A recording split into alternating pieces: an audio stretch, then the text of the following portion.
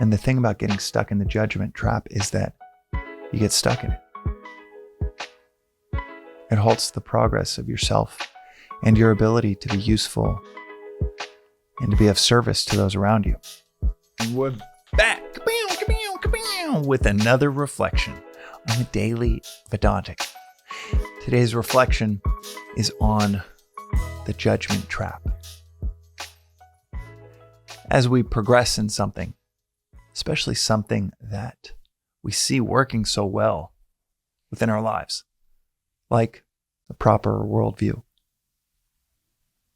a helpful approach to life, like this philosophy, which is often described as manual for living. Manual for living, when you see it start to work, what can happen is you can look around 6 months in, a year in, you can develop an ego around how well it's working for you. It's kind of like getting really good at a sport, getting really good in business or in art, or your kids are doing well as a parent. You're gliding along. You look around and you kind of think, well, I'm the reason that this is going so well. That sense of separation can often result in a sense of judgment for those around you that aren't doing as well. Especially when they're attempting the same path. Maybe it's coworkers. Maybe it's a significant other when you're parenting. Maybe it's your spiritual progression and you look around and get an ego around it. What is explicit within this philosophy is, as your knowledge grows, so must your humility. Because this philosophy is crystal clear that if you start to live by these principles, things will start to they'll feel almost effortless in the way that you operate in the world. I've seen this from my 20s, having unlimited ambition, trying to build companies, and them all just being so friggin' hard. Sending me to the ER with a heart condition, having my heart shocked back into rhythm from excess stress, from unlimited egoistic ambition, to now in my 30s and the last decade of philosophical study, and it's 3 different businesses growing and achieving heights that I never achieved in my 20s, but it all feeling seemingly effortless in comparison to my 20s. 3 little kids, over 200 investments in companies and advising that many companies, but it's still feeling effortless. And yet, very little of me thinks, and let's be clear, I am just as susceptible to thinking I am the doer as anyone on the street. But very little of me, when I really reflect on it, thinks that I'm responsible for it. Because when I really reflect on it, and I'm not caught in the bouts of egoistic inflation, I reflect on, God, it's this philosophy that has been the doer. It's like riding a wave and you're just like, wow, I got so lucky on that wave. That wave was doing all of the work. A few paddles, boom, you pop up. And then you're just like, what an amazing wave. That's why surfers, when they talk about their favorite waves, which I remember when I didn't surf, I thought like a wave meant that specific wave that lasted 10 seconds. But when surfers talk about waves that they love, they're talking about spots on the planet that just produce really beautiful waves.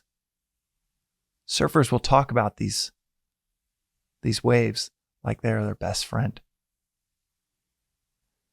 They'll talk about them with so much enthusiastic admiration for just that shape of the wave, because they know that without a great wave, there is no surfing, no matter what the person's individual skill might be. And that's what it feels like when you start to see a philosophy just show you, wow, there's waves to be ridden that I was completely blind to before.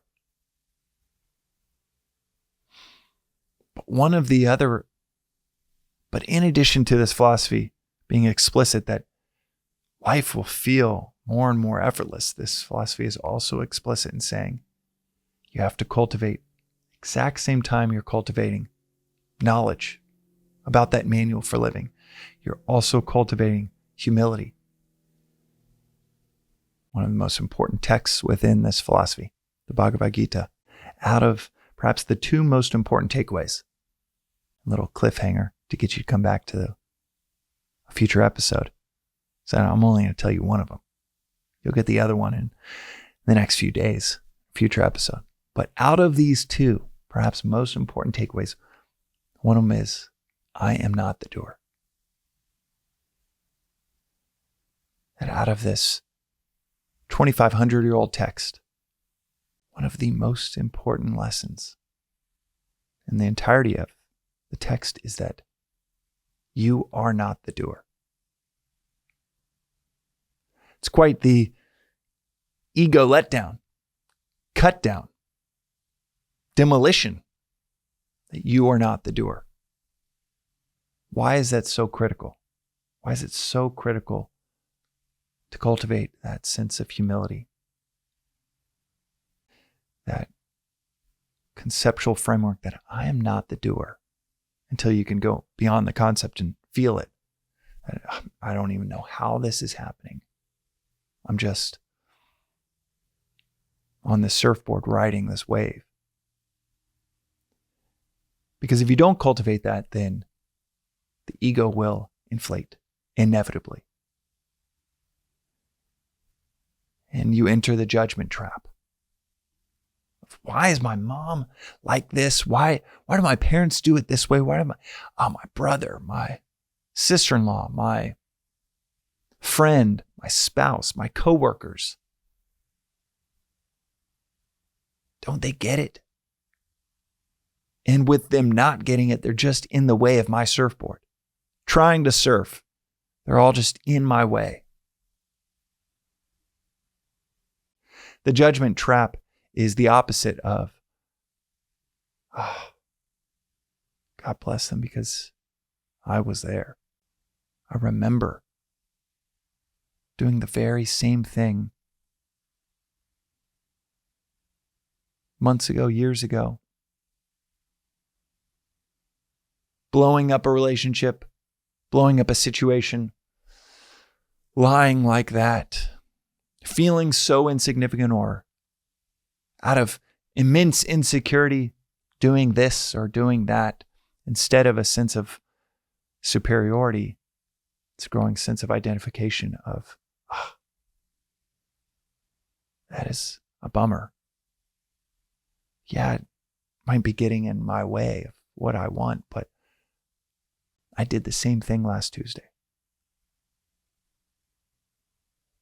They can say I've heard it said that can be the most disappointing part of someone that you love, is that they're making a mistake that you see as extremely avoidable. And you're not just frustrated with them, you're frustrated by their lack of clarity. You don't want them to jump into some toxic, consequential scenario. You don't want them to commit self-sabotage. It can be really tough with family members, close friends, parents, where you think it's anger that they're not doing what you want to do. And beneath it, it's love and clarity, knowing that with your objective third-party observation, you're recognizing, they are screwing this up for them. Might not even be a situation you're involved in. But beneath that anger and that desire for it to go another way, there's love, identification, awareness that, this is so avoidable, leading to that disappointment, leading to that anger. But in the recognition of this and understanding what we're feeling, a layer deeper beneath that is this cultivation of identification. Instead of increased separation, that is what the ego does, is increasingly separate ourselves from others. Instead, it's cultivation of, if I were them, I'd be them. If I was a 78-year-old going through something like that, losing my faculties a little bit, not as sharp as before, fearing XYZ, I would probably make the same decision. If I was my brother-in-law that had this, and this happen to me, then maybe I'd be in the exact same scenario with the exact same ignorant blindness. Maybe even better.